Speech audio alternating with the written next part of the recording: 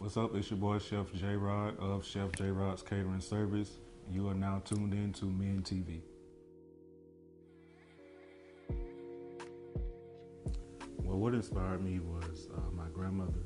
I can vividly remember being a young boy in her kitchen, standing right there by her side, by her hip, and the smell of greens, fried chicken, whatever it was that she was cooking.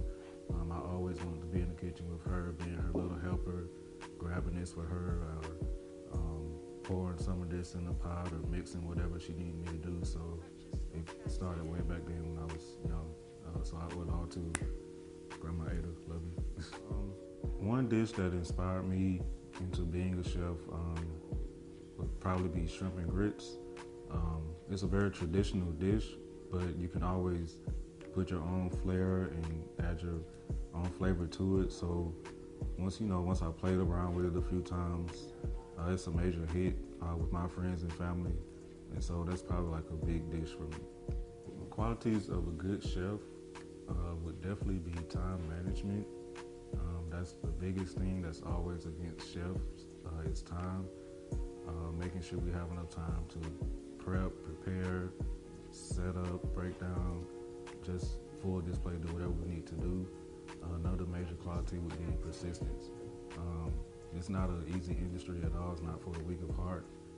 You just have to stick to it, give your 100% every time. Like whether it's an event for 3 people or whether it's an event for 300. Like you just gotta go hard. You just gotta give it your all. Put everything into your food. Put everything into your work ethic. The worst dish I ever made a few years ago was when I first did braised short ribs. They were tender and they fell off the bone, but it wasn't right. It didn't come out right. It was too much grease in the pot. The sauce was too red. Sauce was broken. Everything was just wrong. And I was like, it's not it. I just knew that wasn't it. But after years of practicing and more years of looking up more recipes and watching other chefs, finally got it down pat. My favorite go-to cuisine, of course, would be soul food. That's just what I grew up on. That's like all that I've known all my life.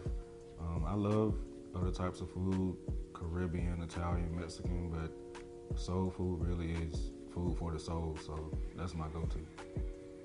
There's no way that I can just pick like one favorite chef, especially not here in Atlanta. All of the chefs here in Atlanta that I know of, like we're all like family. We all hang out together, we talk together, we vent to each other. So there's no way I can pick just one. I definitely would say a few would be Chef RJ Jennings, my mentor, my brother, Chef Kodak of Joe's Bar and Grill, Chef Robert Butts of Simon's, Chef Scott Lee Ennis at Five Church, Chef Harper, Chef Aline. The list goes on. I look up to all these guys. They're all cool with me. They're like big brothers to me. So I can't name just one favorite. Like everybody's my favorite. We all one family. My dream job in this industry is just to cook and travel. Like just give me a kitchen, give me a good strong drink, and give me some music in the background, and I'll make some magic happen. Whether I'm in Atlanta, whether I'm overseas, like I just want to travel, I just want to feed people. That's it. Being in this industry, especially as entrepreneurs, clients, I like clients to understand that at the end of the day, yes, we are a Black-owned business, but besides just being a business, we're just one person. My business, Chef Jrod's Catering Service, is just me.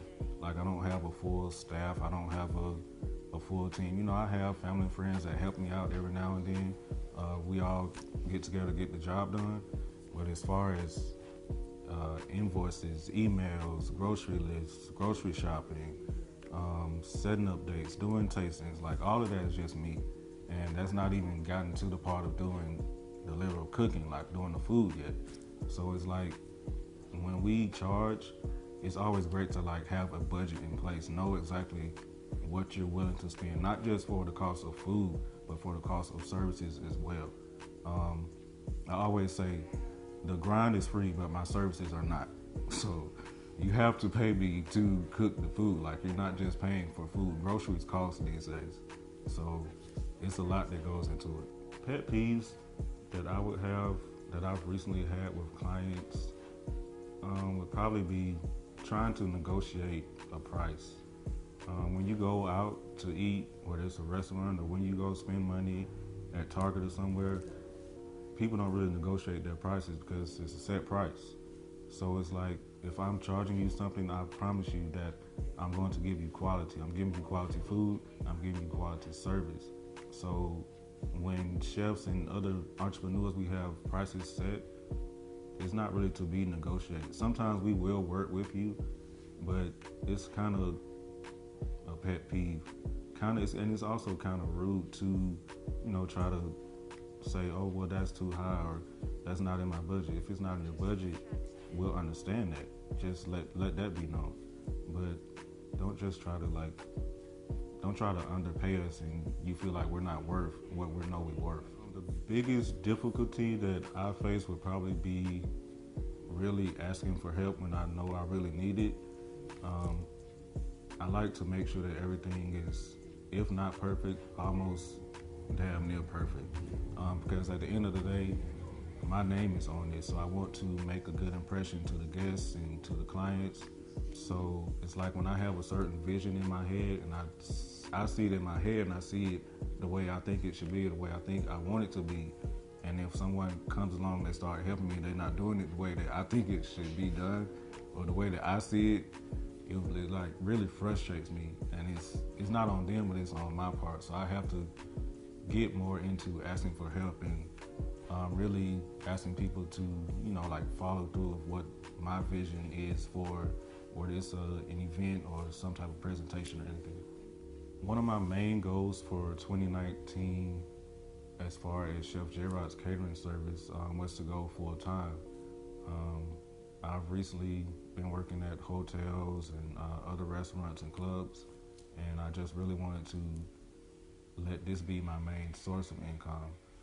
This year, I started out doing that this past January, so everything's been going great. I'm thankful to God for that. So I'm looking forward to really continue it and basically just being my own boss, being my own employee, setting my own hours. I've been in this industry professionally for 3 years now, and there's no way that I could have done anything I've done or be the chef that I am, be the man that I am, without, like I mentioned earlier, my grandmother, my mom, my sister, all of my cousins, my entire family, church family that has supported me, all of my friends and family from ASU, shout out to y'all. All of the chefs that just took me under their wing and just showed me the ropes and beat me upside my head and just, drilled me, made me better, made me wiser. Just shout out to everybody that has supported Chef Jrod. I love y'all. I got big things coming for y'all, and we all gonna eat.